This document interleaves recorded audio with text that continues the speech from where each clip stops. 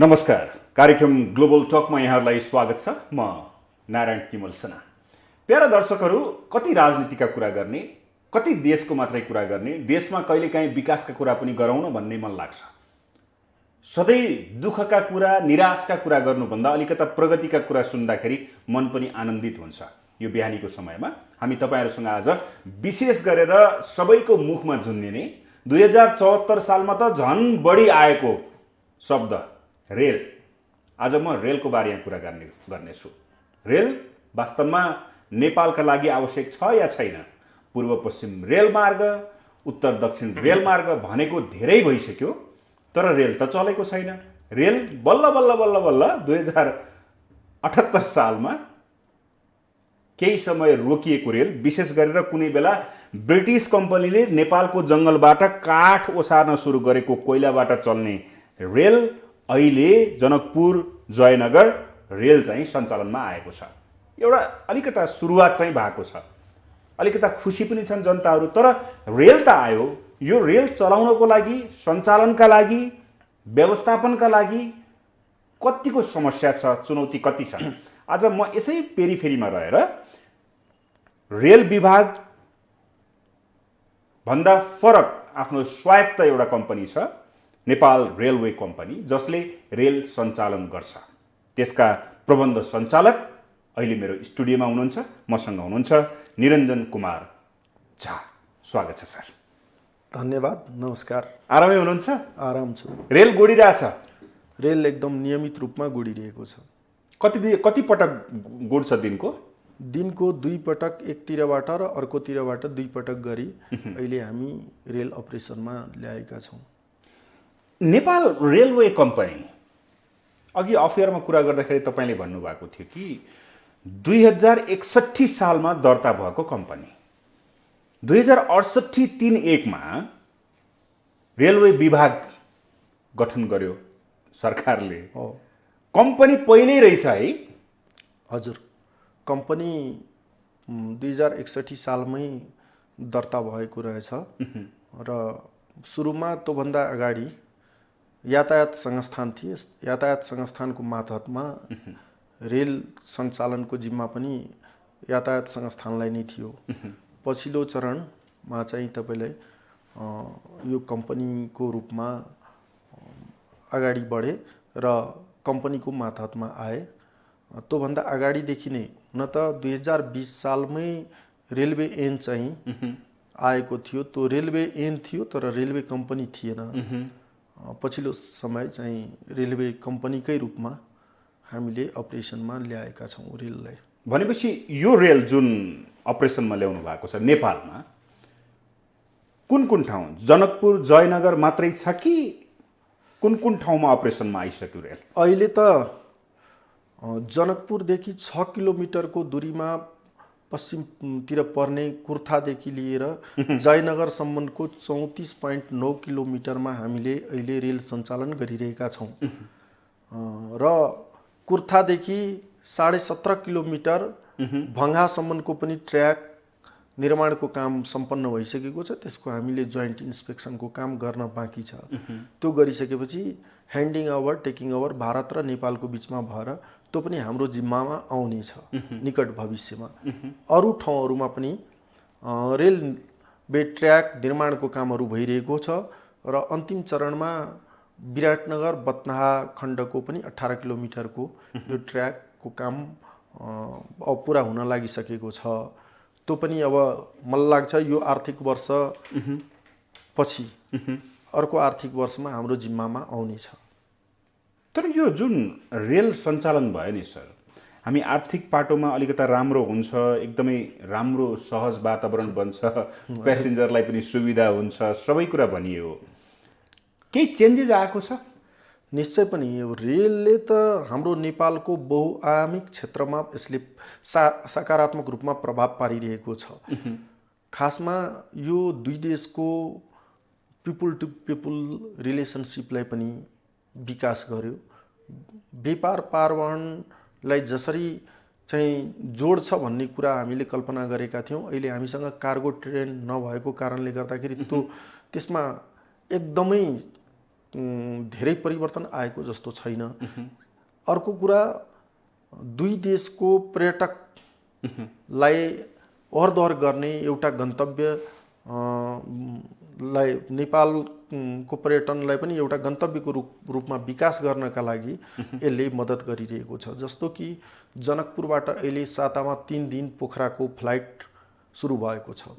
भारतबाट तीर्थयात्रीहरू अथवा अन्य पर्यटकहरू जयनगरदेखि जनकपुरसम्म रेलमा चढेर आउने, अनि त्यस पछाडि हाम्रो एकदमै सुन्दर यो पोखरा घुम्ने अवसर भारतीय पर्यटकहरूले पाउँछन् र यो काम पनि अहिले भइरहेको छ। धर्म कर्म गर्दै पोखरा पर्यटकीय गन्तव्य जस्तो एकदम धार्मिक पर्यटनका लागि हो।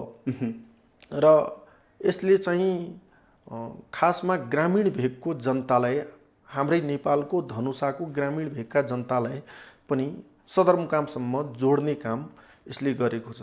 अर्थात् यसले बहुआयामिक क्षेत्रमा असर पारिरहेको छ र यसलाई अझै पनि हामीले प्रभावकारी बनाउनुपर्छ भन्ने हामीलाई लागेको छ। तर एउटा कुरा के सर, तपाईँले भन्नुभयो 34 किलोमिटरका लागि रेल सञ्चालन गर्नु कति उपयुक्त हो भन्ने प्रश्न पनि आउँछ नि। 34 किलोमिटर हो, यो रेलको गति कति हुन्छ? यो रेलको हुन त 110 किलोमिटर पर आवर चलाउन मिल्ने रेल रहेको छ। यद्यपि हाम्रो जनकपुर कटिसकेपछि यो रेल हामीले 60 किलोमिटर पर आवरसम्म चलाउँछौँ। तर जनकपुर एरिया उपमहानगरपालिकाभित्र आइसकेपछि यो अनअथराइज्ड गेटहरूको कारणले गर्दाखेरि हामीले एकदम स्लोली ड्राइभ गराउनु पर्ने हुन्छ। जम्मा 20 को स्पिडमा चाहिँ चलाउन मात्रै मिल्छ, किनभने अब पशु चौपाया अनि मानव आवागमन एकदम सघन भएको कारणले गर्दाखेरि गाह्रो भइरहेको छ। नभए त 110 को स्पिडमा चलाउन मिल्ने खालको रेल छ। तर 110 को स्पिडमा कति क्षमताको रेल हो? हामीलाई त भारतले सँग खरिद हुँदाखेरि यो जसरी खरिद भएर आयो 1350 यात्रु एउटा ट्रेनमा यात्रा गर्न पाउँछन् भन्ने खालको थियो। तर अहिले चाहिँ तपाईँलाई हामी अपरेसनमा ल्याउँदाखेरि 700 भन्दा बढी यात्रु चाहिँ तपाईँलाई एउटा ट्रेनमा, एउटा डेमोमा यात्रा गर्न मिल्दैन। तपाईँ के भन्दै हुनुहुन्छ? 1350 क्षमताको ट्रेन होइन हाम्रो? 1350 क्षमताको भनिए पनि त्यसमा हाम्रो सिट क्षमता भनेको चाहिँ जम्मा हामीसँग 3वटा बगी छ। एउटा एसी बगी जसमा 56वटा सिट छ, अर्को प्यासेन्जर बगीहरू 2टा छ, 70 को दरले 2टा छ, अनि स्ट्यान्डिङ छ। सबै जोड्दाखेरि 700 भन्दा बढी चाहिँ यात्रु अट्दैन। अब जे भनिए पनि अहिले हामी चाहिँ अपरेसनमा ल्याएका छौँ र व्यवहारिक रूपमा चाहिँ तपाईँलाई भएको कुरा मैले बोल्नै पर्छ, सत्य बोल्नुपर्छ। मैले पनि 1350 एकदम अटाउँछ र यात्रा गर्छ भन्न मिल्दैन। जे यथार्थ छ त्यही बोल्नुपर्छ। किन त्यस्तो धोका भयो त? 1350 अट्ने क्षमताको रेल भनेर जसरी समाचारहरूमा आयो, तपाईँ त प्रबन्ध सञ्चालक हुनुहुन्छ, मात्रै 750 क्षमताको रेल को मार्फत बेइमानी भयो? खरिदमा बेइमानी भयो अथवा के भयो? अब कुरो के हो भने यो 2टा तपाईँ नलुकाइकिन भन्नुहोस् है। होइन 1350 सिट क्षमताको रेल आउँदैछ, रेल चलिराखेको छ भनिरहेको अहिले आम जनताले खुसी भएकोमा तपाईँ प्रबन्ध सञ्चालक भन्दै हुनुहुन्छ 750 भन्दा बढी अट्दैन। हो, यो के भएको भने 2टा डेमो हामीसँग छ। 2टा डेमो ट्रेनलाई जोडेर त्यति 1350 भन्दा अलिक बढी नै हुन्छ। 1500 पुग्छ नि सर। 1500 पुग्छ 2टालाई जोड्दाखेरि। तर एउटाको मात्रै कुरा गर्नुहुन्छ भने त्यो विगतमा खरिद गर्नेहरू जानुन्, त्यसको बारेमा त मैले चाहिँ बोलिरहनु पर्छ भन्ने जस्तो लाग्दैन। खरिद गर्नेहरू जानुन् को थिए? तपाईँ त प्रबन्ध सञ्चालक हुनुहुन्छ, तपाईँ थाहा होला नि। खरिद गर्ने बेलामा त अब को थिए, को संलग्न थिए? खासमा यो केपी ओलीज्यू प्रधानमन्त्री भइरहेको बेला खरिद गरिएको रेल हो। यो रेल अब त्यति बेला जो मन्त्रीज्यू हुनुहुन्थ्यो, जो हुनुहुन्थ्यो खरिद गर्ने, उहाँहरूले जानुन् एउटा कुरा। अर्को कुरो, यो रेल चाहिँ तपाईँलाई खासमा जनकपुरलाई जस्तो रेल चाहिन्थ्यो त्योभन्दा फरक किसिमको अलिक लग्जरियस काठमाडौँमा चलाउन मिल्ने खालको रेल आयो। त्यता अलिकति चाहिँ अब त्यो व्यापारिक नाका पनि भएको कारणले गर्दाखेरि सामान बोक्न नमिल्ने खालको अनि धेरै गुन्टासुन्टा पनि चाहिँ तपाईँलाई यात्रुहरूले बोक्न नमिल्ने खालको चाहिँ छ, लग्जरियस छ। तर यस्तो लग्जरियस मात्रै भएर पनि पुगेन। यात्रु त भाडा तिरेर यात्रा गर्न मिल्ने खालको रेल हुनुपर्छ नि। हामीसँग टिकट काट्छन् तर कतिपय टिकट हामी चाहिँ तपाईँलाई क्यान्सल गर्नुपर्ने हुन्छ, चढ्नै पाउनुहुन्न। त्यसो भए यो खरिदमा चाहिँ तपाईँहरूको संलग्नता हुँदैन? हुँदैन। नेपाल रेलवे कम्पनी यसमा संलग्न हुँदैन? हुँदैन। यो कसले किन्ने हो? यो मन्त्रालय थ्रु खरिद गरिएको थियो विगतमा। अब मन्त्रालयले खरिद गरेर प्रधानमन्त्री केपी शर्मा ओलीको पालामा किनिएको रेल 1350 सिट क्षमताको होइन कि 750 जना अट्छन्? एकदम 750 अट्छन्। तो अर्को कुरो चाहिँ तपाईँलाई अब यो रेल त्यति बेला कसले खरिद गर्यो के गर्यो त्यो त अब यहाँ मिडियाबाट पनि यसको खोजी नीति गर्न सक्नुहुन्छ। खासमा चाहिँ तपाईँलाई अहिले हामीलाई व्यवहारिक रूपमा कठिनाइ भएको कारण के हो भने जति बेला पनि हामीले यात्रुको आक्रोश खप्नुपर्छ उहाँहरूको। किन हामी भाडा तिर्छौँ तर ट्रेनमा यति भिड हुन्छ, यति ज्यादा भिड हुन्छ, हामी चढ्नै पाउँदैनौँ, भाडा तिरेर पनि चढ्न किन नपाउने भन्ने खालको यो स्वाभाविक आक्रोश हो। यात्रुको आक्रोशलाई मैले अस्वाभाविक ठान्दिनँ, किनभने तपाईँले भाडा तिर्न तयार छन् तर पनि रेल चढ्न नमिल्ने भएपछि त गाह्रो भयो होइन। अब हामीसँग भएको रेल अपरेसनमा ल्याउनु पर्ने, फेरि त्यसमा पनि कुरो के रहेको छ भने 2 थान जम्मा जम्मी ट्रेन छ। अब यसको सेड्युल मेन्टेनेन्स चाहिँ तपाईँलाई अनुसार प्रत्येक 14 दिनमा मेन्टेनेन्समा पठाउनु पर्छ। हामीले दुईटै रेल प्रत्येक दिन दुईतिरबाट चाहिँ चलाउन सक्दैनौँ। किन सक्दैनौँ भन्दाखेरि यदि हामीले 2टा रेल अपरेसनमा ल्यायौँ भने 14 दिन पछाडि मेन्टेनेन्समा जान्छ। मेन्टेनेन्समा कुन दिन जान्छ भन्ने कुरा यात्रुलाई जानकारी हुँदैन। यात्रु प्लेटफर्ममा टिकट काटेर रेल चढ्न आयो, ट्रेन आएन भनेपछि झन् चाहिँ शास्ति खप्नुपर्ने हुन्छ। त्यसकारण एउटा ट्रेन मात्रै चलाइरहेका छौँ। सातामा 3 दिन हामी 2टा ट्रेन जोडेर चलाउँछौँ। त्यसरी चढाउनुहुन्छ। 84 वर्ष अघि निर्माण भएको यो रेल सेवा जनकपुर जयनगर रेल, तपाईँले अघि कुर्ताको पनि कुरा गर्नुभयो। माघ 2071 सालदेखि यो बन्द थियो, सञ्चालनमा आयो, सबैलाई खुसियाली पनि छ। तर तपाईँले जुन किसिमको अहिले कुरा गरिराख्नु भएको छ रेलको बारेमा, यात्रुको बारेमा, टिकट पाउने, रेल चढ्न नपाउने, यो जनकपुर जयनगर र कुर्तासम्म बस भाडा कति लाग्थ्यो? अहिले रेल सेवा लिने ग्राहकले, यात्रुले कति तिर्छ? त्यो त धेरै नै फरक छ। अब तपाईँलाई बस, खासमा बस चल्दैन थियो त्यो रुटमा। छोटो दूरीको चाहिँ तपाईँलाई सिटी रिक्साहरू, टेम्पूहरू र सानो बसहरू चल्ने गर्थ्यो। त्यसको भाडा त हामीले जति भाडामा यात्रा गराउँछौँ त्यसको दोब्बर भन्दा नि बढी थियो। अहिले त अब त्यो हिसाबले यात्रुहरू खुसी नै हुनुभएको छ। अर्को कुरो चाहिँ तपाईँलाई एकदम टाइममा चाहिँ रेल चल्ने भएको कारणले गर्दाखेरि उहाँहरूलाई बाटोमा रोक्ने झन्झट हुँदैन। हाम्रो त प्रत्येक स्टेसनमा 2 मिनटभन्दा बढी रोक्दैनौँ। र मेरो एउटा अझै कुरो के हो भने नेपालको अरू प्लेनहरूमा चढ्न जाँदाखेरि 2 घन्टा 3 घन्टा डिले हुन्छ, क्यान्सल हुन्छ। अरू सार्वजनिक यातायातका संस्थान, यातायातका साधनहरू समयमा चल्छ चल्दैन मलाई थाहा छैन। तर रेल चाहिँ तोकेकै समयमा 1 मिनट पनि अरक फरक हुँदैन। रेलले एकदम टाइमली चल्छ भन्ने कुराको हामीले म्यासेज दिएका छौँ। कसैको कारणले गर्दाखेरि 2 मिनट पनि रेल पर्खिँदैन। यो 3 महिनाको अवधिमा त्यो म्यासेज गएको छ? एकदम बिल्कुल। हामी रेल रोक्दैनौँ। कुनै दिन रोकिएको छैन? हो, चुनावको बेलामा हामीले रेलै चलाएनौँ, किनभने 2 देश अब अन्तर्देशीय रेल सेवा भएको कारणले गर्दाखेरि अब बोर्डर सिल भएपछि त हामी चलाउन मिलेन। त्यति बेला मात्रै हामीले रेल स्थगित गऱ्यौँ, नभए त चलिरहेछ एकदम नियमित। अब इन्कमको कुरा गरौँ न अलिकता, त्यसपछि म अलि पछि आउँछु। दैनिक कति इन्कम गर्छ रेलले? दैनिक रूपमा प्रत्येक दिन एक नासको हुँदैन। अब शनिबार, आइतबार, बुधबार 3 दिन चाहिँ प्यासेन्जरको फ्लो अलिक बढी हुन्छ। त्यो दिन त 3 लाख कटेरै आउँछ सम्भवतः। अरू दिन चाहिँ टेन्टेटिभ 2 लाखको हाराहारीमा आउँछ। सरदर कुरा गर्दाखेरि 2,30,40 हजारको दरले हामीले पर डे चाहिँ तपाईँलाई टिकटबाट हामीलाई आम्दानी हुन्छ। आम्दानी अनुसारको खर्च पनि हुन्छ होइन? हो, खर्च त अहिले जति हामीलाई आम्दानी भइरहेको छ, हाम्रो फ्युलिङ कस्ट, नेपाली म्यान पावर सबै धान्न मिल्ने जति पैसा हामी अहिले कलेक्सन गरिरहेछौँ। कलेक्सन भइराखेको छ, नाफामा छ कि घाटामा छ 3 महिनालाई आधार मान्दाखेरि? अब हाम्रो नेपाली म्यान पावरलाई, फ्युललाई, ट्रेनको अरू मेन्टेनेन्सलाई पुग्ने गरी हामीले उठाइरहेका छौँ।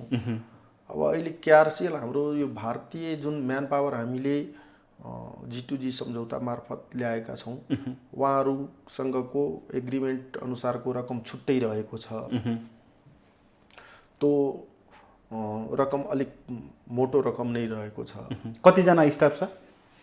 26 जना चाहिँ उहाँहरूको स्टाफ हामीसँग छ अहिले। र अरू चाहिँ प्रारम्भमा हामीले सामानहरू पनि खरिद गर्ने यो एग्रिमेन्ट म आउनुभन्दा अगाडि नै भएको छ।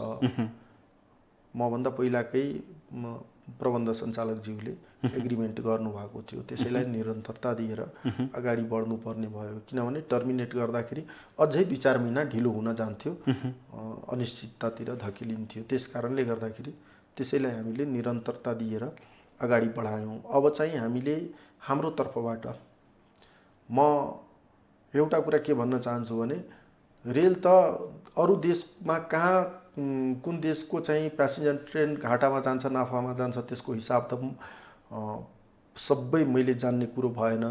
तर नेपालको यो प्यासेन्जर ट्रेन हामी सुरु गरिसक्यौँ काम, हामी नाफामा लगेर देखाउँछौँ।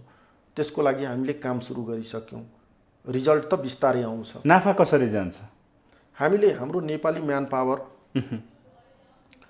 हिजो मात्रै हामीले सञ्चालक समितिको मिटिङ बसेर मेरो नेतृत्वमा ओएनएम गर्न एउटा टिम बनिसकेको छ। हामीले कर्मचारीहरूको यो हाम्रो सङ्गठन संरचना र पदको ओएनएम गर्दैछौँ। त्यो गरिसकेपछि हामी लोकसेवा आयोगलाई तत्काल चाहिँ पत्राचार गर्नेछौँ, हामीलाई स्थायी कर्मचारी दिनुहोस् भनेर। स्थायी कर्मचारी ल्याइसकेपछि हाम्रो नेपाली कर्मचारी जुन तहको हुन्छ त्यही तहको हामीले स्यालेरी दिनुपर्छ। अथवा तर अहिले चाहिँ बाहिरबाट आयात गरेको कर्मचारीले बढी स्यालेरी खान्छन् होइन। यसले गर्दा रेल अहिले जुन चलिरहेको छ घाटामा छ। घाटामा त नभनौँ, मैले चाहिँ तपाईँलाई घाटा अब हाम्रो नेपाली म्यान पावर, हाम्रो रेल सञ्चालनमा लाग्ने अरू कस्ट हामीले एकदम अहिले बकाइदा अहिले पनि झेल्न सक्ने, त्यसलाई हामी पुरा व्यवस्थित गर्न सक्ने अवस्थामा छौँ। नेपाली म्यान पावर नेपाली अहिले त इन्डियाबाट आएको म्यान पावर छ 26 जनाको टिम। त्यो त प्रारम्भमा अलिकति समस्या हुन्छ होइन। अब तपाईँलाई सुरुमा त सुरुको दिन अलिक कठिन नै हुन्छ। तपाईँ रेलवे कम्पनी सञ्चालक हुनुहुन्छ, हजुर। हामीसँग त्यो रेल चलाउने मान्छे नै नभएको हो कि छन् तर कम छन् अथवा छँदै छैनन्? उनीहरूलाई ट्रेनिङको आवश्यकता छ, तालिमको आवश्यकता छ। हामीसँग कुनै पनि चिज आजको समयमा नेपाली यति क्षमतावान छन्, कुनै पनि चिज हामीसँग छैन भनेर हामी नभनौँ, हामी बी पोजिटिभ कुरा गरौँ। नेपाली सक्छन्। योभन्दा पहिलाको पुरानो होइन, सक्छन् कि छन्? मैले सक्छन्को कुरा पछिको भविष्यको कुरा गरेको छैन। अहिले तत्कालको लागि नेपालीले रेल चलाउने हैसियत राख्छ कि राख्दैन? राख्छ, एकदम बिल्कुल राख्छ। योभन्दा पहिला पनि पुरानो ट्रेन जुन हाम्रो थियो नेपाली ड्राइभरहरूले चलाइरहेका थिए त, नेपाली को पाइलटहरूले चलाइरहेका थिए त। तीमध्ये 2 जना रेलवे ड्राइभर भएका पुराना पर्मानेन्ट कर्मचारी अझै पनि हामीसँग हुनुहुन्छ। उहाँहरू पुराना ट्रेन चलाउनुहुन्थ्यो। अहिलेको एडभान्स टेक्नोलोजी अनुसार हामीले हाम्रो फेरि भ्याकेन्सी गर्नुपर्छ। भ्याकेन्सी गरिसकेर सेलेक्ट गरेर हामी ट्रेनिङमा पठाउँछौँ, उहाँहरू आएर ट्रेन चलाउनुहुन्छ। भनेपछि असम्भव कुरो होइन। भनेपछि ट्रेनिङको लागि चाहिँ पठाउनै पर्छ है? एकदम त्यसको तयारी पनि हामी गरिरहेका छौँ। ओके। रेलवे विभागको डिजी साहब र म दुवैजनाको एकमत छ, हामी एकदम जल्दीबाजीमा छौँ। हामी एकदमै चाँडो चाहिँ गर्न खोजेका छौँ, यो गर्छौँ हामी। भनेपछि यो जुन अहिलेको हामीसँग आएको ट्रेन छ नि, रेल छ नि, यो रेल चाहिँ अलिकता ब्रोड गेजको भनेर भनिएको छ होइन? पहिलाको भन्दा यो अलिकता स्तरीय खालको छ भनिएको छ। कस्तो खालको हो यो रेल चाहिँ? रेल त तपाईँलाई अब यो ब्रोड गेज रेल हो, यसमा दुई मत छैन। यो अलिक लग्जरियस छ। लग्जरियस पहिलाको भन्दा राम्रो छ? हो, लग्जरियस छ। पहिलाको त अब न्यारो गेजको थियो, त्यसको चाहिँ तपाईँलाई खासमा अहिलेको रेलको चाहिँ जुन ट्र्याकको दूरी छ नि, बिचको फासला 1 मिटर 90 सेन्टिमिटरको चाहिँ छ। पुराना चाहिँ तपाईँलाई 1 मिटर 10 सेन्टिमिटरको थियो।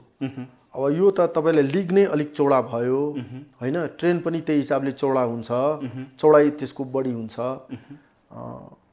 यो पक्कै पनि अब दुनियाँबाट चाहिँ तपाईँलाई त्यो पुराना न्यारो गेजवाला ट्रेन विस्थापित भइसकेको अवस्थामा हामीसँग त्यो पुराना एकदम चाहिँ अब रहनै पर्छ भन्ने छैन। इतिहासको रूपमा त इन्जिनहरू छँदैछ, हामीले सम्झिनको लागि राखिएको छ। इन्जिनहरू खजुरीमा छ, अहिले पनि राखिया छ। त्यो प्रत्येकमा चाहिँ कुनैमा राम, कुनैमा सीता, कुनैमा पशुपति नाथ, कुनैमा गुहेश्वरी लेखेर चाहिँ तपाईँलाई त्यो प्रत्येक इन्जिनको छुट्टा छुट्टै नामाङ्करण गरिएको छ, त्यो राखिएकै छ।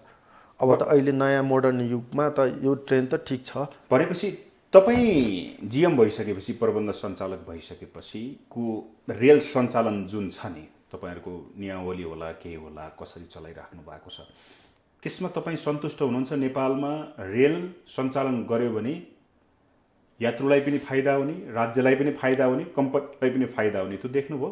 एकदम। यो त चाहिँ तपाईँलाई मेरो दायित्व, प्रमुख दायित्व भनेर चाहिँ व्यवस्थापक लाग्यो भने घाटामा जाने कुनै सम्भावना म देख्दिनँ। यसले रेल नाफामा पनि जान्छ, तपाईँलाई यसले देशको विकासमा पनि एकदम ठुलो टेवा पुर्याउँछ, यसले व्यापार व्यवसाय पारवहनलाई पनि जोड्नेछ, यसले संस्कृति, दुईटा संस्कृतिलाई पनि जोड्नेछ। सम्पूर्ण हिसाबले यो एकदम पोजिटिभ चेन्ज ल्याउनका लागि रेल त चाहिन्छ। अर्को कुरो सर्वसुलभ हुन्छ। यो तपाईँलाई जति पनि यात्रु बस्न पाउने, जति त्यसको जुन टाइम सेड्युल हुन्छ त्यो टाइम सेड्युलमा आएर चाहिँ रेल चढ्न पाउने, यो सर्वसाधारणको लागि सबभन्दा राम्रो कुरो हो। सर्वसाधारण नागरिक सार्वजनिक यातायातभन्दा कम शुल्कमा चढ्न मिल्ने, तपाईँलाई फेरि त्यहाँभित्रै विभिन्न किसिम अब टोयलेट पनि हुन्छ, पानी खाने सबै व्यवस्थापन हुन्छ होइन? त्यसमा चाहिँ तपाईँलाई यात्रा गर्न लग्जरियस नै हुन्छ। अरू बसको तुलनामा ट्रेन लग्जरियस हुन्छ। तर यो भन्दै गर्दाखेरि सर, जस्तै एक ठाउँमा त बल्ल रेल चल्यो नेपालमा, अरू ठाउँमा त त्यो छैन पूर्वाधार। तपाईँहरूको काम भनेको चाहिँ रेल सञ्चालन मात्रै गर्ने हो? हाम्रो त अहिलेसम्मको कार्यक्षेत्र भनेको हाम्रो रेल सञ्चालनको जिम्मा मात्रै हो। अब इन्फ्रास्ट्रक्चर बनाएर हामीलाई रेल विभागले ह्यान्डओभर गरिसकेपछि हामीले त्यसमा रेल चलाउने हो। तपाईँहरू म्यान पावर ह्यान्डलिङ गर्ने हो? एकदम म्यान पावर त्यो हामीलाई ह्यान्डओभर गरिसकेपछि त्यो संरचना, सम्पूर्ण संरचनाको चाहिँ हामीले संरक्षण गर्ने, त्यसको वृद्धि विकास, अनि तपाईँलाई त्यसमा सञ्चालन र यात्रुलाई खासमा सर्वसुलभ तरिकाले सेवा प्रवाह गर्ने कुराको मुख्य जिम्मेवारी हाम्रो। सर्वसुलभ सेवा प्रवाह गर्ने जिम्मेवारी 3 महिनाको अवधिमा तपाईँले भोगेको व्यवस्थापनको चुनौती तपाईँले के देख्नुभयो रेल सञ्चालन गर्दाखेरि? व्यवस्थापनको त अब सुरुमा फर्स्ट फेजमा त सबै कुरा नयाँ भएपछि अलिकति अब कसो होला भन्ने कुराको अन्योलता हुन्छ। यद्यपि मैले एकदम अन्योल अवस्थाबाट यो रेल सञ्चालन गराउँछु भन्ने म फिल गरिनँ। म एकदम पुरा चाहिँ तपाईँलाई यो मोडेलबाट रेल चलाउँछु र यसरी चलाउँछु, यो चाहिँ तपाईँले काम यति अवधिभित्र गर्छु भन्ने हिसाबले मैले चाहिँ तपाईँलाई एउटा प्लानिङ गरेरै कामलाई अगाडि बढाएँ। भनेपछि यो अहिलेको रेल सञ्चालन तपाईँ प्रबन्ध सञ्चालकको नाताले कुन मोडलमा सञ्चालन गर्दै हुनुहुन्छ?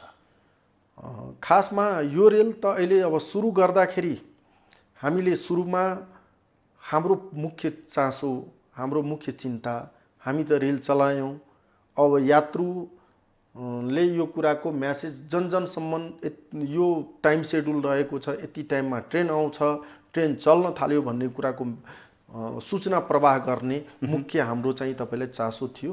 त्यो हामीले सुरुको फेजमा 1 सातासम्म त्यो कुरालाई अगाडि बढायौँ र जब यात्रुको चाप बढ्न थाल्यो त्यो यात्रुको चापलाई अब कसरी व्यवस्थित गर्ने भन्ने अर्को चुनौती आयो।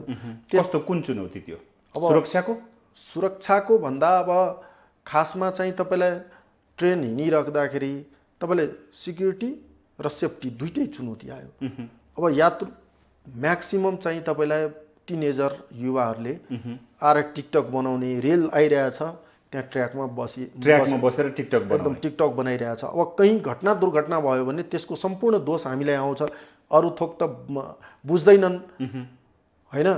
त्यसको लागि चाहिँ एउटा जनचेतनाको कुराहरू युवाहरूलाई अब तपाईँले त्यो कुरा अलिकति चेतनशील बनाएर यस्तो काम नगर्नका लागि रेल स्टेसनबाट छुटिसक्यो, प्यासेन्जर चाहिँ तपाईँलाई कोही एकदम त्यहाँबाट चाहिँ तपाईँ ओर्लिने, कोही चढ्ने त्यो खालको एक्सिडेन्टहरू नहोस् भन्ने कुराको लागि चाहिँ तपाईँलाई एउटा अर्को रेलभित्र पनि अवाञ्छनीय गतिविधि नगरियोस् त्यसको पनि निगरानी गर्नुपर्ने त्यो खालको चुनौतीहरू डे बाई डे नयाँ नयाँ किसिमका अब हामीले सोचेको भन्दा फरक फरक किसिमको चाहिँ तपाईँले समस्याहरू देखा पर्ने। जस्तो कि तपाईँ आइसकेपछि कस्तो खालको? पहिलो कुरो त अब तपाईँलाई त्यही टिकटक बनाउनेवालाहरू चाहिँ तपाईँलाई आउने, अनि अनअथराइज्ड गेटहरूमा चाहिँ तपाईँलाई ट्रेन आइरहेछ, हर्न दिँदै पनि मान्छे चाहिँ तपाईँलाई साइड क्रस गर्ने, अनि त्यस पछाडि तपाईँलाई टिकटै नकाट्ने, टिकट नकाटेर चढ्ने, अनि त्यस पछाडि फेरि पकेटमारीका कुराहरू, अनि मगन्तेहरू चाहिँ एकदमै धेरै सङ्ख्यामा चाहिँ तपाईँलाई देखा पर्ने। ट्रेन आइसकेपछिको यो अवस्था हो। अब यो सबै कुरालाई यात्रुलाई मुख्य रूपमा हामीले एकदम ढुक्क बनाउनका लागि यो रेलमा यात्रा गर्दाखेरि मेरो सुरक्षा पनि छ, मेरो एउटा निश्चितता पनि छ भन्ने कुरा बुझाउनको लागि, त्यो सबै कुरा अनुभूति गराउनको लागि खासमा सशस्त्र प्रहरीको टिम, त्यहाँको जिल्ला प्रशासन कार्यालय मार्फत सम्पूर्ण अरू सुरक्षाका टिमहरूको पनि मद्दत मैले पाएँ। त्यो कुरालाई हामीले एकदम मिनिमाइज गर्न सक्यौँ। कसरी मिनिमाइज भयो सर? के गरेर मिनिमाइज भयो? समाज त त्यही हो। समाज त्यही हो। अब पहिलो कुरो त तपाईँलाई गलत व्यक्तिहरू, गलत मनसायले आएका व्यक्तिहरूको पहिचान गर्नु पर्यो।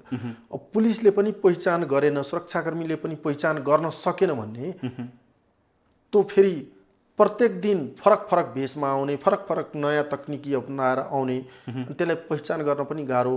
पुलिस पनि चाहिँ सिभिल ड्रेसमा परिचालन भए, म आफै पनि यात्रु बनेर तपाईँलाई मलाई नचिन्ने हिसाबले म चाहिँ आफै रेलमा कैयौँ दिन हिँड्ने, कसैलाई जानकारी छैन म कहाँ गएँ भन्ने कुरो, म रेलमा छु, म एकदम साइलेन्ट मोडमा हेरिरहेको छु को कस्तो के गरिरहेको छ। कहीँ गलत गर्न लाग्यो कि तुरुन्त चाहिँ रेलभित्रै हाम्रो चाहिँ तपाईँलाई गार्ड भ्यान हुन्छ, गार्ड भ्यानमा प्रहरी अलरेडी हुन्छ, सशस्त्र प्रहरी। हाम्रो रेलवेको सम्पूर्ण सुरक्षाको लागि 160 जना सशस्त्र प्रहरीको जवान खटाउने नेपाल सरकार क्याबिनेटले डिसिसन गरेको छ। त्यो रेलमै हुन्छ? रेलभित्रै हुन्छ कि होइन, त्यो त प्रत्येक स्टेसन र हल्टहरूमा छन्, उहाँहरू हुनुहुन्छ। तर रेलभित्रै बसेर 5-6 जनाको टिम चाहिँ जति बेला पनि हिँड्ने गर्नुहुन्छ। आउट ड्रेसमा हुन्छ? होइन, ड्रेसमा हुन्छ, पोसाकमा हुन्छ, तर गार्ड भ्यानमा बस्नुहुन्छ उहाँहरू। कुनै केही भयो भने तुरुन्त फोन गर्ने बित्तिकै उहाँहरू पुग्नुहुन्छ, त्यो खालको छ। त्यो कुरा गरेर अनि तपाईँले यात्रुहरू टिकट नकाटेपछि म आफै चाहिँ सातामा 2-2 दिन 3-3 दिनसम्म चाहिँ तपाईँलाई चेकमा हिँड्ने, त्यो खालको कुरा गरेर अनि त्यस पछाडि होइन यो एकदम टाइट, प्रशासन टाइट रहेको छ, प्रशासन चाहिँ तपाईँलाई फितलो छैन भन्ने कुरो मैले जसलाई पनि बिन्ती गरेँ। यो हामी सबैको साझा सम्पत्ति हो, साझा दायित्वको विषय पनि हो, सबै सहयोग गरौँ। त्यहाँको जनसमुदायको पनि राम्रो सहयोग पाएँ। सहयोग नपाएर त केही गर्न सकिँदैन। अब तपाईँलाई 100 भित्र 2-4 त त्यस्ता गलत प्रवृत्तिहरू पनि देखा पर्छन्। थ्रेटन पनि आयो होला तपाईँलाई? एकदम त्यो त आउँछ, त्यो त तपाईँलाई जे गरे पनि राम्रो कामको लागि पहिला अगाडि बढाउनुहोस्। थ्रेट आउँछ, थ्रेट त कति आए त्यो थ्रेटको मैले यदि वास्ता गर्ने हो भने म जनकपुर छोडेर हिँड्नु पर्थ्यो। कस्ता खालका थ्रेट आए? अब थ्रेट त तपाईँलाई त्यो सरसफाइकै सन्दर्भमा सरसफाइ गराउन खोज्दाखेरि, खुल्ला रूपमा दिसा पिसाब गर्नेलाई रोक्दाखेरि थ्रेट आए। किन तपाईँले रोक्ने, किन यस्तो गर्ने भन्ने खालको कहाँ लेखिएको छ दिसा पिसाब गर्न नमिल्ने भन्ने। र अब पुरै देश खुल्ला दिशा मुक्त क्षेत्र घोषणा भइसकेको अवस्थामा कहाँबाट त्यो लेखेर साध्य हुन्छ? प्रत्येक व्यक्ति आफ्नो घरको अगाडि लेखेर त हुन्न। अब त्यो कुरोहरू नबुझ्ने त्यस्ता, अनि तपाईँलाई फेरि पकेटमारहरूलाई पक्रेर कारबाही गर्दा पनि फोन आउने, थ्रेट आउने, त्यो खालको कुरोहरू, विभिन्न कुरोहरू चाहिँ देखा परे। अब यो कुरो बोलेर पनि साध्य हुँदैन। म सम्पूर्ण कुरोलाई फेरि त्यहीँको म्याक्सिमम जनसमुदायको साथ पाएँ। केही त तपाईँलाई 2-4 त भइहाल्छ होइन, तर उहाँ त्यहाँको म्याक्सिमम जनसमुदायले साथ नदिएको भए त यो कामै सम्भव थिएन। त्यहाँको चाहिँ एकदम राम्रा मान्छेहरू, असल मान्छेहरू पनि हुनुहुन्छ। असल मान्छेहरूले साथ दिए होइन, गर्नुहोस्, बढ्नुहोस्, राम्रो बनाउनु छ। अब जनकपुरको त 2टा मुख्य आकर्षण, एउटा मुख्य आकर्षण भनेको जानकी मन्दिर, अर्को जानकी मन्दिर पछाडिको आकर्षण रेल। यो दुईटै व्यवस्थित गर्नुपर्छ। फेरि तपाईँलाई एउटा प्रदेशको राजधानी मात्रै होइन कि यो त तपाईँलाई विश्व सम्पदा सूचीमा सूचीकृत जानकी मन्दिर। त्यहाँ जानकी मन्दिरको दर्शन गर्न आउने जो कोही पनिको मन चाहिँ एकचोटि नेपाली रेल चढाउन भन्ने खालको हुन्छ। आजको मितिमा त म के खुसी छु भन्दाखेरि हाम्रा नेपाली पर्यटक, आन्तरिक पर्यटक यति ज्यादा विकास भइरहेको छ। काठमाडौँबाट जाने, पोखराबाट जाने, लुम्बिनीबाट जाने नेपाली रेल चढ्न जाउँ भन्ने खालको।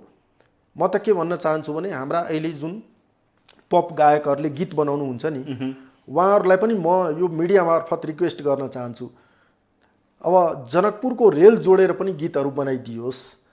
त्यो त हाम्रो अहिले सिङ्गो नेसनल प्राइडकै आयोजना रहेको छ। रेललाई पनि जाउँ जनकपुर, चढौँ रेल होइन भन्ने खालको नारा हामीले दिएका छौँ। त्यसलाई सार्थक बनाउन त अब सम्पूर्ण नेपालीहरू एकजुट हुनुपर्छ। अहिले आज नेपालमा मात्रै छ, भोलि त अब तपाईँलाई हामी 4000 किलोमिटर सिङ्गो नेपालभरिमा रेल कुदाउने हाम्रो सपना छ। 20 वर्षको यो ड्रिम प्रोजेक्ट होइन। अब नेपालभरि भोलि रेल चल्ला, तर एउटा रेल पहिला त सक्सेस गर्नु पर्यो। भएको 84 वर्ष अघि निर्माण भएको, त्यो पनि 34 किलोमिटर रेल भर्खर गुडेको छ। 4000 को सपना देख्न त, सपना देख्नलाई त केही छैन, तर व्यावहारिक रूपमा तपाईँले देखेको हाम्रो भौगोलिक बनावट सबै देख्दाखेरि जनकपुर त तराई पर्यो, सम्मो भूभाग पर्यो, सम्भव देख्नुहुन्छ? एकदम बिल्कुल। आजको मितिमा यहाँलाई जानकारी होस्, नेपालको 5वटा भारतसँग जोडिएको नाकामा रेलवेको ट्र्याक निर्माणको काम भइरहेको छ निरन्तर। 6वटामा एउटा त भइसक्यो, जयनगर भइरहेको छ, बिजलपुरा त भइसक्यो। अर्को अहिले हाम्रो नेपाल रेलवे विभागले आफैले निर्माण गरिरहेको लालबन्दी र यो निजगढ 70 किलोमिटरको ट्र्याक, अनि निजगढदेखि 136 किलोमिटर काठमाडौँसम्मको ट्रेनको पनि डिपिआरको काम अन्तिम चरणमा छ। काठमाडौँभित्र पनि तपाईँलाई यो मेट्रो ट्रेनको अवधारणाहरू गरिएको छ। जम्मा 5वटा पोइन्टमा काठमाडौँभित्र पनि काम गर्ने भनिएको छ। अब काम त भइरहेको छ, आशा गरौँ हामीले निकट भविष्यमा कमसेकम 400-500 किलोमिटरसम्म नेपालमा रेल गुडेको देख्न पाउनेछौँ। आशा गरौँ निकट भविष्यमा। 20 वर्षमा पाइन्छ? 20 वर्ष त नभनौँ, 20 वर्षै लाग्दैन होला। 5 वर्षपछि चाहिँ 500 किलोमिटर जति नेपालको टोटल जोड्दाखेरि 500 किलोमिटर त पुग्छ होला। रेल पुग्छ। हुन त निर्माण कार्य सुरु भइसकेको, सुरु भएको, सुरु नभएको भनेर भनिएको छ। बिजलापुरा, जोगबानी, नौतनुवा, भैरवा। तपाईँलाई अबको केही महिना पछाडि हामीले 17 किलोमिटर अझै जोड्दैछौँ, 52 किलोमिटरमा पुग्दैछ। जोगबानी विराटनगर होइन, यो भङ्गा बिजलपुरा कुर्थादेखि 17 किलोमिटर 17.5 किलोमिटरको ट्र्याक, यो काम पनि भइरहेको छ। अब इन्स्पेक्सनको काम भोलि हामी निर्णय गरेर लाग्नेछौँ। 52 किलोमिटर त जयनगरदेखि यहीँसम्म पुग्ने भयो। अनि बर्दिवास आउँदा 70 किलोमिटरमा पुग्छ। बर्दिवास पनि आउन 1-2 वर्षभन्दा बढी लाग्दैन। 70 किलोमिटर त यही मात्रै हुन्छ। भनेपछि रोड बनाउनुभन्दा ट्र्याक बनाउनु सस्तो पर्न आउँछ लागत। पक्कै पनि यसको तपाईँलाई हामी नागरिकमा सचेतनता आयो भने, नागरिक सचेतनाको कार्यक्रम गर्न सक्यौँ भने, नागरिकले तपाईँलाई त्यो ट्र्याक बिगार्ने काम गरेन भने रोडको भन्दा सस्तो हुन्छ। यो हामी बनायौँ भने 50 वर्षसम्म ठिक छ। 50 वर्षमा त कतिवटा रोड बनाउनु पर्छ जोड्नुहोस् त। यो त सस्तो पो रहेछ। कस्ट ज्यादा लाग्ने, तर यो लामो समयसम्मको एकदम ड्युरेबल हुने भन्ने कुरो छ। अब मलाई बतायो, अघि तपाईँले भन्नुभएको थियो नि, माग्ने फोहोर व्यवस्थापनका लागि कति चुनौती आए, थ्रेटन कति आए, पाकेट मारको कुरा तपाईँ आफै हो पनि रेलमा हिँडे भन्नुभयो। एकदम। अनि कसरी व्यवस्थापन भयो त? कसरी त्यसलाई सुधार गर्नुभयो? मैले त तपाईँलाई एउटा कुराको सन्देश प्रवाह गर्न म सफल भएँ। पहिलो चरणमा हामी एकदम 10 औला जोडेर बिन्ती गरिरहेका छौँ, तपाईँहरू यस्तो अवाञ्छनीय काम नगर्नुहोस्, गैर कानुनी काम नगर्नुहोस्। यदि मान्नु भएन भने त्यस पछाडि कानुनले दिने सजाय तपाईँहरूले भोग्नुपर्छ। त्यहाँ कसैको पैरवीपट्टा चल्दैन, केही हुनेवाला छैन। म दृढतापूर्वक उभेँ र मलाई जसले फोन गर्नुभयो, जुन घटनामा म ठुल्ठुला नेताहरूलाई पनि मैले यो कुरो सुनाएँ, म बसुन्जेल म मेरो दृढता साथ म काम गर्छु। यदि गैर कानुनी इलिगल काम कसैले गरेको फेला पर्यो भने पहिलो चरण अहिले हामी सम्झाइरहेका छौँ। अब हुन त कानुनले कानुनको अनभिज्ञता क्षम्य हुँदैन भन्छ, तर कतिपय ग्रामीण भेगका नागरिकहरू होइन यो कुरो मलाई जानकारी नै थिएन भन्ने कुरो गर्छन्। त्यसको लागि जनचेतना फैलाउनु पर्ने दायित्व पनि हाम्रो काँधमा छ। त्यो काम गऱ्यौँ। त्यो गरेपछि पक्कै पनि एकपटकको लागि त 2-4 घटनामा चाहिँ कन्भिन्स गरेर बुझाएर छोडियो। अब छोड्ने छैन। मान्छे एकदम चाहिँ ज्याद्रो रहेछ भन्ने खालको म्यासेज गयो। तर म अनावश्यक कसैसँग जुझ्न जान्न। कारबाही गर्नुभयो? पाकेट मारलाई कारबाही गर्नुभयो? कारबाही त अब फेरि फर्केर नआउने गरी कारबाही भयो। फेरि फर्केर नआउने गरेर भनेपछि कम भयो पकेट मारको? हो बिगबिगी हो उहाँहरूलाई हामीले मानसिक रूपमा पनि पुरै कन्भिन्स गरेर पठायौँ। यस्तो काम गर्नुहुन्न भन्ने कुरो तपाईँलाई सम्झाएर पठायौँ।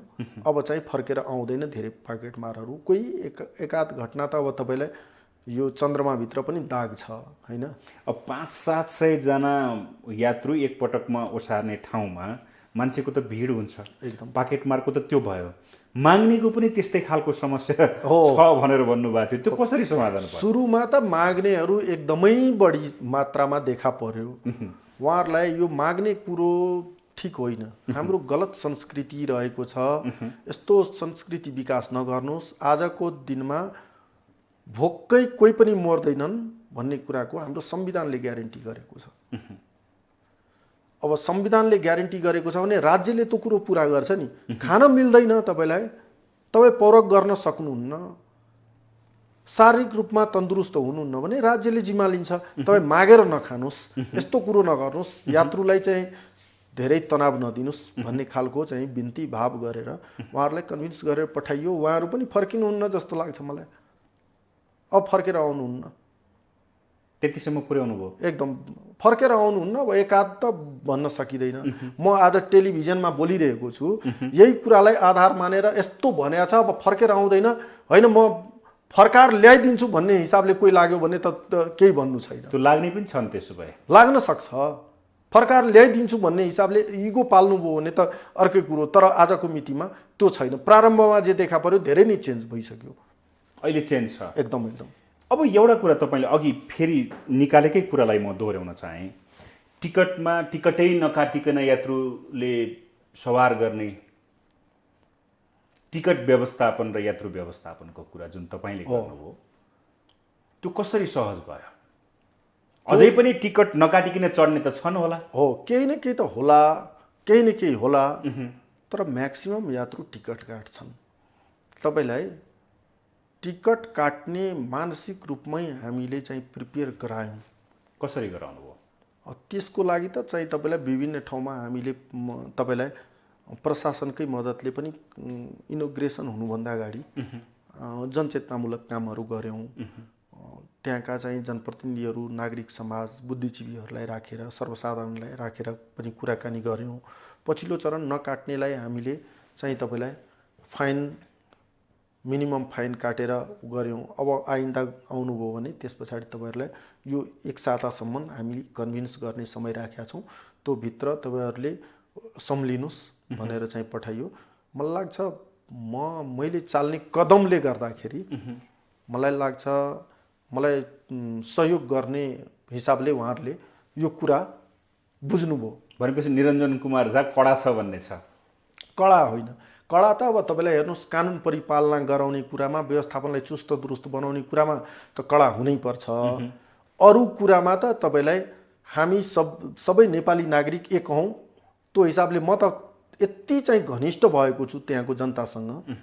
तपाईँलाई म आफै जान्छु, म बोलेको कुराले मेरो छोरा, मेरो भाइ, मेरो भतिज बोलेको जस्तो अनुभूति गर्छन् त्यहाँका जनताले। म त उहाँहरूसँगै बसेर कुरा गर्छु नि।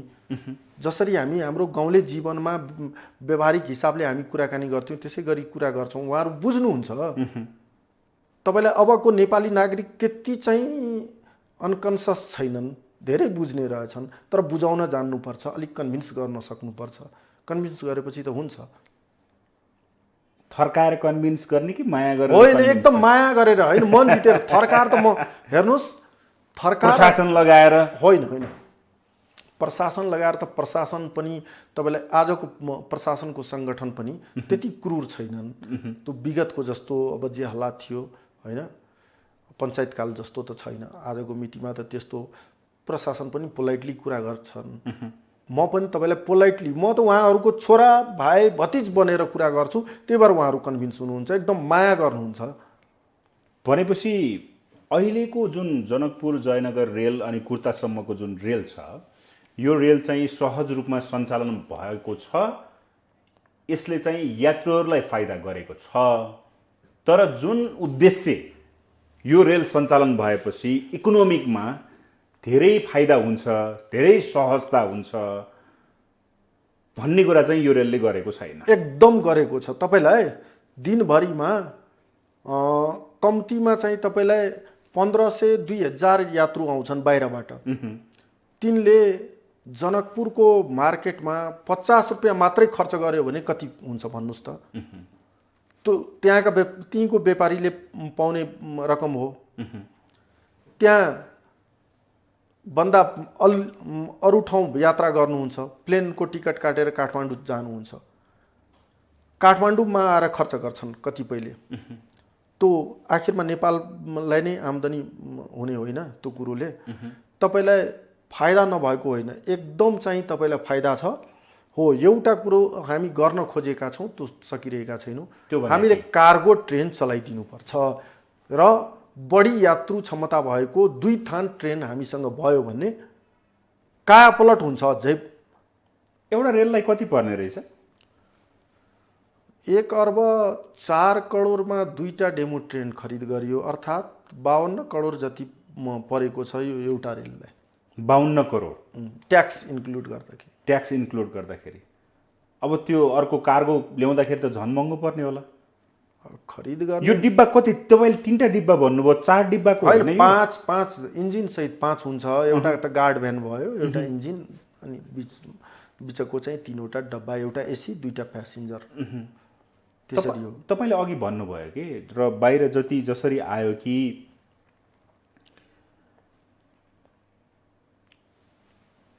1350, म त्यसमा अलिकति जोड्न चाहेँ कि राज्यलाई, राज्यका मातहतका कर्मचारी, मन्त्री सबै हुँदाहुँदै भनिएको मात्राको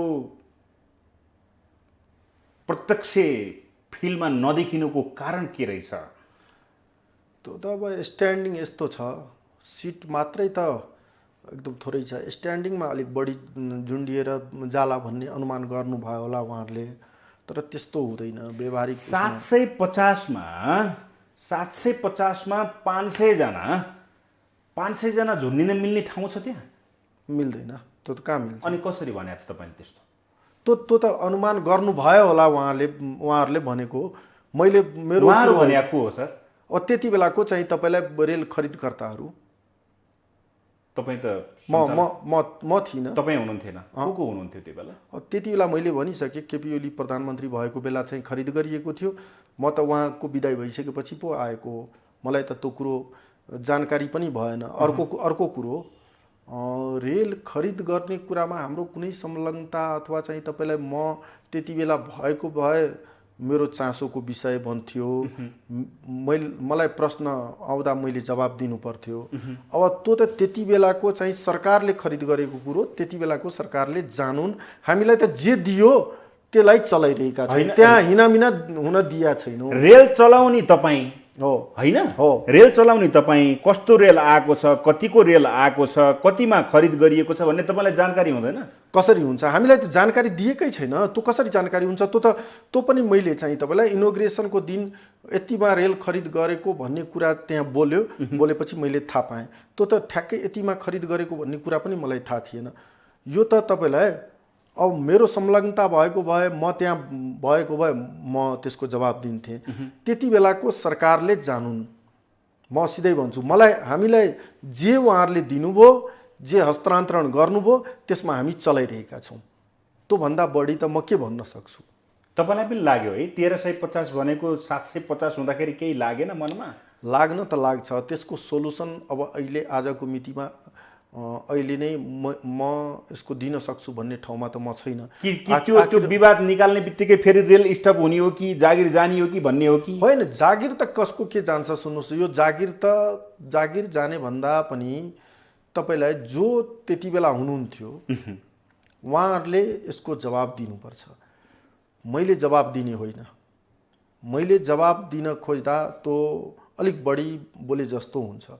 उहाँहरूले जानुन्, किन चाहिँ अब त्यस्तो रेल 1350 सिट क्षमता भनिएको हो, तर 750 चाहिँ छ ट्रेन। त्यतिभन्दा बढी चढ्दैनन् तपाईँलाई एक खेपमा। त्योभन्दा बढी अब तपाईँलाई सिट जति छ र स्ट्यान्डिङ तपाईँलाई त्यो झुन्डिने जुन बनाएको छ, त्यो सबै हामीले गणना गर्दाखेरि मैले पनि एक्ज्याक्ट 700 त भन्न गाह्रो छ। ठ्याक्कै त्यहाँभित्र त्यो भिडमा पसेर यति यात्रु भनेर काउन्टिङ त गरेका छैन। हामीसँग कटेको टिकटलाई आधार मान्ने हो भने तपाईँलाई एउटा स्टेसन र अर्को स्टेसन बिचको दूरीमा कति प्यासेन्जर चढ्या छ भन्ने कुरालाई आधार मान्दाखेरि त्यो हुन्छ। त्यो अनुमान मैले गरेँ। त्यो टिकटको आधारमा चाहिँ अनुमान गरेँ। ट्रेनमा प्यासेन्जरको उपस्थितिलाई आधार मान्दाखेरि 750 होइन? खैर, तपाईँले भनेका आधारमा त पक्कै पनि जयनगर जनकपुर कुर्ता रेल सेवा सञ्चालन भयो, एउटा खुसीको कुरा छ। रेल आयो, त्यो पनि खुसीको कुरा छ। लगभग धेरै वर्षपछि, विशेष गरी 84 वर्ष अघि निर्माण भएको यो ट्र्याकमा फेरि रेल कुदेको छ, नेपालमा रेल आएको छ, त्यो एउटा खुसीको कुरा। तर खरिद प्रक्रियामा चाहिँ अनियमितता चाहिँ पक्कै देखियो भन्ने चाहिँ तपाईँको कुराले र तपाईँले भनेको होइन, यो आक्षेप पनि मेरो होइन। खरिद प्रक्रियामा अनियमितता भयो भन्ने मेरो आक्षेप होइन। त्यसको बारेमा त मेरो संलग्नता नै थिएन, मैले जवाब दिनु पर्छ जस्तो लाग्दैन मलाई। त्यसको बारेमा त मलाई कुनै जानकारी छैन। त्यो त त्यति बेलाकोले जानुन्। मात्र मैले भन्न खोजेको कुरो के हो भने हामीसँग अहिले एउटा ट्रेनमा 700 भन्दा बढी यात्रु अटाउँदैन भन्ने कुरा भन्न खोजेको। ओके, अब भनेपछि यो रेल, दुईटा रेल मात्रै जनकपुर जयनगर कुर्तालाई पुग्छ? पुग्दैन। दुईटा ट्रेनले त एउटा सेड्युल मेन्टेनेन्सको हिसाबले चाहिँ तपाईँले 14 दिनमा मेन्टेनेन्समा जान्छ ट्रेन। अनि तपाईँलाई 3वटा ट्रेन भयो भने हामी दुईटा ट्रेन प्रत्येक दिन सञ्चालनमा ल्याउन सक्छौँ। अब दुईटा मात्रै छ, एउटा चलाइरहेका छौँ, एउटा चाहिँ तपाईँलाई मेन्टेनेन्समा जान्छ। फेरि चाहिँ तपाईँलाई अब जुन दिन प्यासेन्जरको धेरै फ्लो हुन्छ त्यो दिन दुईटै जोडेर चलाउँछौँ, किनभने चलाउनै पर्छ। अब 1500-1600 यात्रु बस्ने भएपछि त तपाईँलाई जसो त्यसो झुन्डेर मान्छे यात्रा गर्न बाध्य छन् होइन यात्रुहरू। त्यस्तो अवस्थामा दुईटा जोड्छौँ, नभए एउटा चलाइरहेका छौँ। अब कम्तीमा हामीसँग 2 ठान अझै 2500 क्षमता भएको यात्रु क्षमता भएको ट्रेन 2 थान एटलिस्ट चाहियो र कम्तीमा जनकपुर खण्डको लागि एउटा कार्गो ट्रेन चाहियो। त्यो भयो भने के हुन्छ? त्यो भयो भने रेलवे कम्पनी अहिले म्यान पावर त हाम्रो उति नै खर्च भइरहेको छ, हामीलाई आम्दानी बढ्ने, यात्रुलाई सहज हुने, व्यापार पनि बढ्ने, व्यवसाय पनि बढ्ने, सांस्कृतिक पर्यटकहरू पनि बढ्ने, विभिन्न हिसाबले चाहिँ फाइदा हुन्छ। आर्थिक सम्पूर्ण हिसाबले फाइदा हुन्छ, सम्पूर्ण हिसाबले फाइदा हुन्छ। तपाईलाई अहिले 700 जना एउटा मानौ न 700 जनाले यात्रा गर्नुहुन्छ, 2500 ले गर्नुभयो भने त धेरै नै फरक पर्छ नि। त्यो त एकदम राम्रो कुरो हो। अब यात्रुको कुनै कमी छैन। अब यो त रेल चलिसक्यो, अब तपाईहरुको अब ठ्याक्कै अब रेल यो ठाउँमा चल्दै छ भन्ने छ अब? बिल्कुल। अब खासमा अहिले त अब हामीले भङ्गासम्म 17.5 किलोमिटर जोड्छौँ केही महिनापछि। केही महिना भनेको कति सर? कति भनेपछि अब हामीसँग ट्रेनको त्यही दुई थान मात्रै ट्रेन छ। त्यही ट्रेन जोड्ने हो। अब त्यही चलाउने हो। त्यो चलाउँदाखेरि अहिले 2 घण्टाको यात्रा छ, 3 घण्टाको यात्रा हुन्छ 52 किलोमिटर चलाउँदाखेरि। अब 3 घण्टा चलाउँदाखेरि एउटा ट्रेन 3 घण्टामा त्यहाँ जयनगर पुग्यो, त्यही ट्रेन फेरि फर्कदा 6 घण्टा हुने भयो। 6 घण्टा होइन, 6.5-7 घण्टा हुन्छ। अनि तपाईलाई फेरि 2 पटक चलाउँदाखेरि 14 घण्टा जति अपरेसनमा टाइम लाग्ने भयो। 52 किलोमिटर चल्दाखेरि 3 घण्टा लाग्छ सर? 3 घण्टा यसमा नैमा लाग्छ। अब तपाईलाई अनअथराइज्ड गेटहरू थुप्रै छन्। अनअथराइज्ड गेट कमान्ड भयो भने टाइम त पुरै घट्छ। अनअथराइज्ड गेटहरू चाहिँ त्यसको व्यवस्थापन गर्ने तपाईहरुको प्लानिङ छैन? छ, तर त्यो अब फेरि स्थानीय सरकार, प्रदेश सरकार सबैसँग समन्वय निरन्तर गरिरहेका छौँ। उहाँहरूको साथ भयो भने मात्रै हामी गर्न। किन साथ दिनु भएको छैन अहिलेसम्म? रेल त आयो, यसलाई व्यवस्थापन गरौँ भन्दा मान्नुहुन्न उहाँहरू? अब हाम्रो त कस्तो रहेछ भने प्रत्येक व्यक्तिको घरको अगाडि नै बाटो हुनुपर्छ भन्ने बुझाइ छ नि। अब मेरो घरको सामनेबाट किन बाटो हुँदैन? म 1 किलोमिटर टाढा घुमेर किन जानु भन्ने खालका कुराहरू छन्। प्रत्येक व्यक्तिको घरको अगाडि नै बाटो चाहिएको छ, त्यो त सम्भव छैन। भारतमा पनि तपाईलाई एउटा ठाउँ जानलाई 1 किलोमिटर 2 किलोमिटर घुम्नुपर्छ। रेलको प्यारालली बाटो बनाएको छ, त्यो बाटो भएर हिँड्नुपर्छ। हामी कहाँ चाहिँ तपाईलाई डाइरेक्ट रेलवे ट्र्याक क्रस गर्न पाउनुपर्छ भन्ने खालको कुरोहरू छ। अब त्यो पब्लिकको त्यस्तो खालको कुरो, अनि त्यो कुरो चाहिँ तपाईले अब बोर्डसँग जोडिन्छ हैन। जनप्रतिनिधिज्यूहरू त अब त्यहाँ बोल्ने जनताकै भाषा बोल्नुहुन्छ, तर जनतालाई पनि कन्भिन्स गर्नुपर्छ भन्ने कुराको लागि मैले निरन्तर पहल गरिरहेको छु जनप्रतिनिधिज्यूहरूसँग। सायद निकट भविष्य सरकारले जनप्रतिनिधि स्थानीय सरकारको त तपाईँ पहल गरिराख्नु भएको छ, रेल विभागसँग पनि त तपाईहरुको समन्वय होला नि? एकदम निश्चय पनि छ। अब रेल विभागले गरेर हुने कुरा भन्दा पनि तीको स्थानीय सरकारको बढी चाहिँ तपाईलाई पहल कदमी हुनुपर्छ यस्तो कुरोमा। प्रदेश सरकारको हुनुपर्छ। हुन्छ त्यो? हुन्छ, हुनुपर्छ। हाम्रो त कुरो हुनुपर्छ। हामी प्रयास गरिरहेका छौँ, नहुने कुरो त केही पनि छैन। होला, उहाँहरू अब भर्खर चाहिँ जितेर आउनु भएको छ। पुरानाहरूसँग त समन्वय गर्न गएको थिएँ, अहिले नयाँसँग चाहिँ हाम्रो समन्वयको काम सुरु भएको छैन। उहाँहरूसँग समन्वय गर्छौँ, उहाँहरूले साथ दिनुहुन्छ। साथ दिनुहुन्छ भन्दाखेरि जुन समयको कुरा आयो नि, हजुर, समय कन्ज्युमको कुरा हो। 52 किलोमिटरलाई चाहिँ 3 घण्टा लगाउनु पर्ने, बरु सडक बसमा गयो भने त सजिलो यात्रा भयो नि। यो 84 करोड 65 लाख रुपियाँको ट्रेन किन चढ्नु पर्यो त?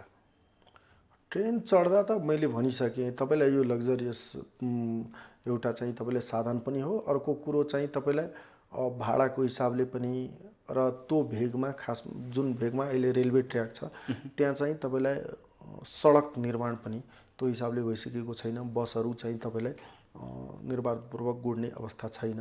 त्यो ग्रामीण भेग हुँदै गएको छ।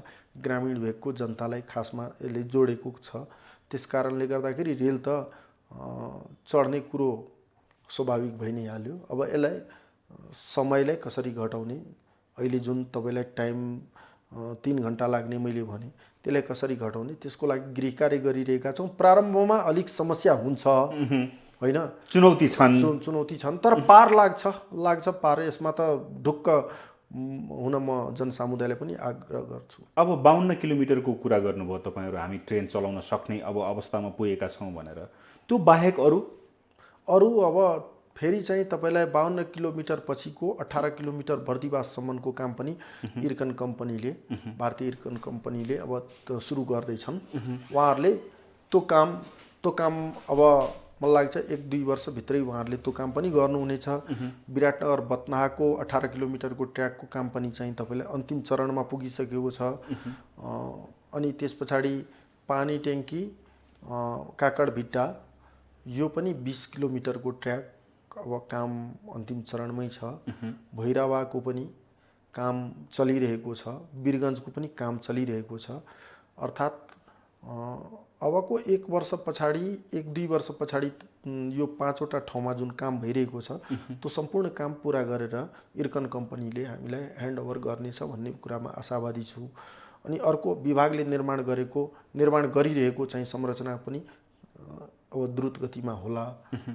अरू काम त अब सुरु भएपछि टाइम अलिक लाग्ने नै भयो। आजको भोलि नै अब पहाडी क्षेत्रमा निजगढदेखि काठमाडौँ बनाउने कुरो, 2टा रेल छ।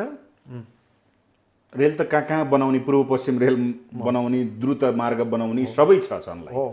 रेल 2टा छ, ट्र्याक धेरै खुल्दैछन्। कसरी सम्भव छ सर? सञ्चालन कसरी गर्नुहुन्छ रेल त अब सरकारले हामीलाई दिनु पर्यो, सरकारले हामीलाई रेल किनेर दिनु पर्यो। सरकारले दियो भने चलाइदिनुहुन्छ? सरकारले अब हामीसँग त तपाईँलाई अब यो प्रारम्भमा छौँ नि हामीसँग त अब सिड पुँजी छैन नि।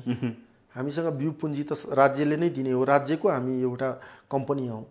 अब त्यो दिएपछि राज्यले अहिले सुरुको फेजमा चाहिँ जबसम्म हामी अलिकति आफ्नो खुट्टामा उभिने स्थितिमा पुग्दैनौँ तबसम्म त राज्यले नै हामीलाई सहयोग गर्ने हो, सरकारले नै सहयोग गर्ने। वार्षिक कति दिन्छ सर राज्यले?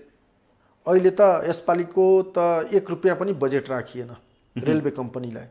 रेलवे तपाईँहरू बजेट कार्यक्रम हेर्न सक्नुहुनेछ।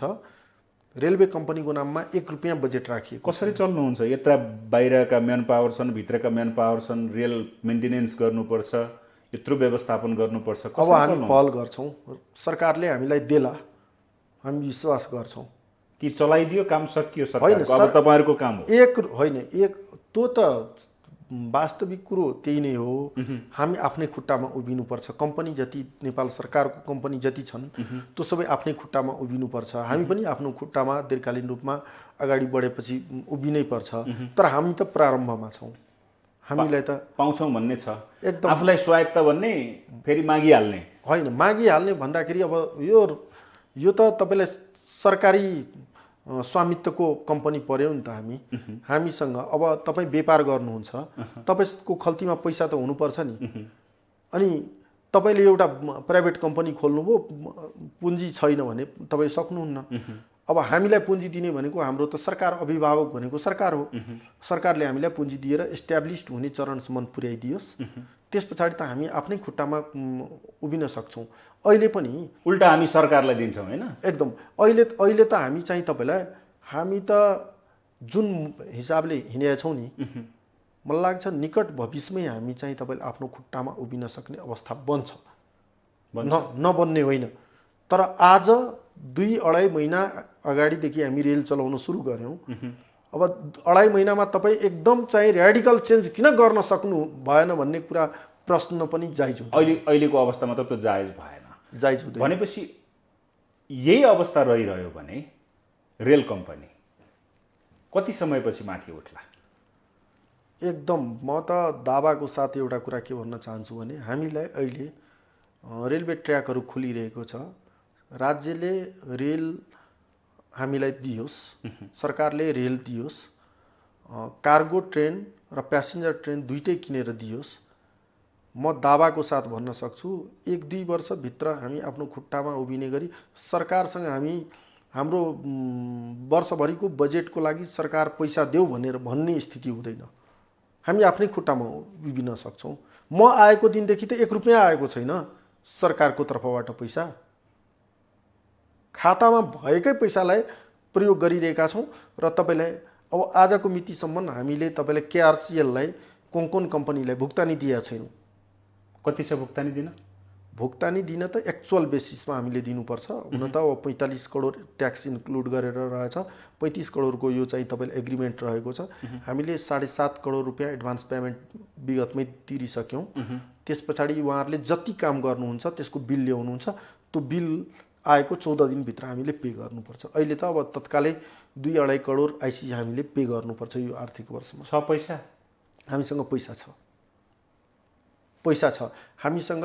अहिले चाहिँ तपाईँलाई यो प्यासेन्जरबाट उठाएको पैसाहरू पनि जम्मा गरिरहेछौँ हामी। म आएको 8 महिनादेखि सरकारको तर्फबाट 1 रुपियाँ आएको छैन। धेरै धेरै धन्यवाद छ। रेल राम्रोसँग सञ्चालन गर्नु होला। धेरै धेरै धन्यवाद छ। धन्यवाद। र यो ग्लोबल टिभी हेरेर बसिरहनुभएका सम्पूर्ण दर्शक महानुभावमा मेरो तर्फबाट नमन स्वीकार्नुहोस्। उहाँ हुनुहुन्थ्यो नेपाल रेलवे कम्पनी लिमिटेडका प्रबन्ध सञ्चालक निरञ्जन कुमार झा। रेल कसरी गुडिराखेको छ, रेल नाफामा छ कि घाटामा छ, रेलको अवस्था कस्तो छ, यात्रुले कसरी टिकट लिएका छन्, कसरी गर्छन्, कति किलोमिटर रेल चढ्न पाउँछन्, यी यावत लगायतमा र समग्र रेल कम्पनीको अहिलेको व्यवस्थापन, सञ्चालन र चुनौती के छ भन्ने विषयमा छलफल गरेका थियौँ। आजको लागि कार्यक्रम ग्लोबल टक यति नै। सम्पूर्ण टिमसहित मलाई पनि आज्ञा दिनुहोस्। नमस्ते।